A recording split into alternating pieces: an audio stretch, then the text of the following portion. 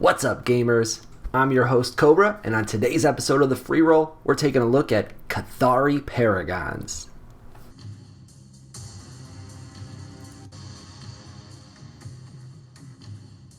So, I've already pulled up Parallel.Life's deck builder tool and navigated over to Kathari.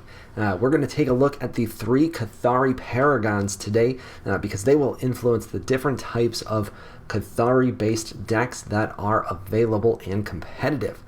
Important to note, Kathari is the faction of humans that has learned to rely on cloning. So the units that you're playing are generally going to either produce additional clones or they're going to buff other clones. And that makes for a really fun aggro style deck. Okay, so our very first option is Gnaeus Valerus Alpha. No clue if I'm pronouncing that correctly. It is a mouthful, but Gnaeus is a really strong choice for a beginner, but really works nicely in just about any Kathari deck.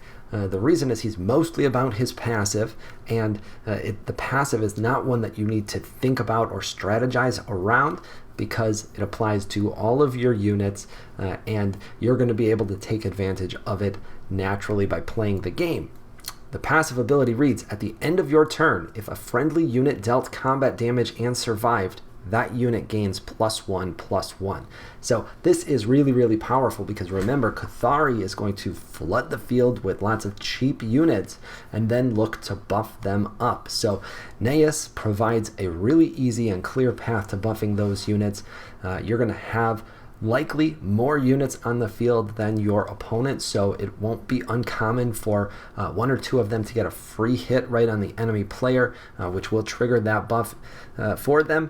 But once your units start to grow a little bit too, they're going to survive damage when they're going head-to-head against another unit as well. And again, this is going to help heal them up as well as buff their attack. So this one can really start putting pressure on your opponents very quickly. In addition, Gnaeus is a playable unit. For 4 energy, you get a 3/5 unit, which is solid by itself. But better than that, when Gnaeus attacks, 3 other target-friendly units gain +1/+2. This is really nice because you can attack, even if Gnaeus isn't going to survive, it's still going to trigger that buff for you. But ideally, you can attack a couple of times with Gnaeus to get that buff on multiple turns and really do some damage. The other great thing is once you've played Gnaeus, your opponent is going to know that that buff is available and it's going to become a priority for them to remove Gnaeus, which means that they're going to be ignoring your other units for at least 1 more turn.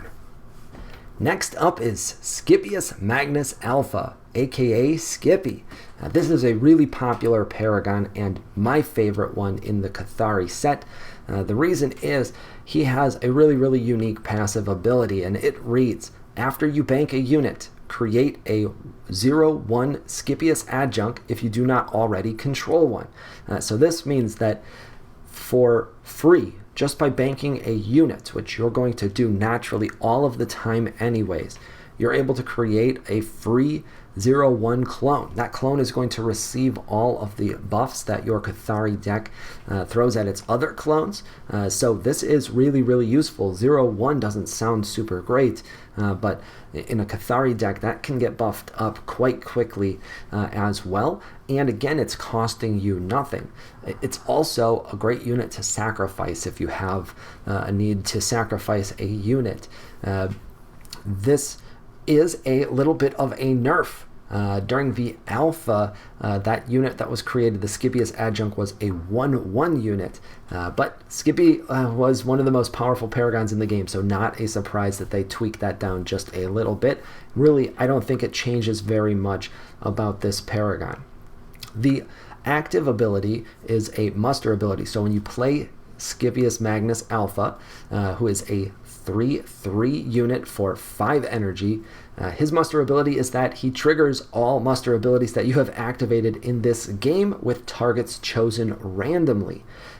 This is a whole lot of fun. The randomness adds quite a level of complexity to playing Skippy, but generally muster effects are good, and it's going to target your opponent when it makes sense, but you just don't know exactly what is going to happen when you play this card. It does give you a nice buff though, because most of the muster abilities in a Kathari deck and certainly in a Skippy deck are going to be either creating additional clones or buffing those clones up. So generally this is a good thing, and it can certainly serve as your win condition. I also like that for only 5 energy, you can play Skippy fairly early in the game, definitely during the mid game, which is good because with a deck like this, you generally don't want to last 10 plus rounds before you're playing your win condition. And that brings us to Aetio, Exalted Hydrolist. Now, this is the most complicated Kathari Paragon to play, in my opinion, but she does set the entire strategy for your deck right out of the gate. That's because playing Aetio is the win condition for any Aetio deck, and that's going to be really obvious why when we read her ability. Her passive ability is the first time each turn a friendly Kathari unit enters the field, waste the top card of your deck. That sounds like a penalty, and it is, but the goal of an Aetio deck is to burn through your entire deck as quickly as possible because her active ability is Muster. If your deck is empty, create and play Aetio's Iterant with evasive and the sum of all attack, health, and keywords of units in your waste. Aetio's Iterant immediately attacks the enemy. Think about that for a second. If your deck is empty, that means that most of the units in your deck are in the waste pile. They aren't in your deck anymore because the deck is empty. You may still have some cards in your hand. That could be 3, 4, maybe even 5 units. And then you may have a few units still active on the field, so they're not in the waste just yet either. But if you built this deck with, say, 30 units, and that would make a lot of sense because you need a lot of units for an Aetio deck, then even if you had 5 of them on the field and 5 of them still in your hand, that's still 20 units that are in your waste by the time your deck is empty. Even if those were all 1/1 units, and they're not going to be all 1/1 units, that is still going to buff you up to 20 attack. Evasive, I'm assuming here because this is a brand new term and they seem to have updated the website today, but evasive is most likely going to mean that it ignores defender.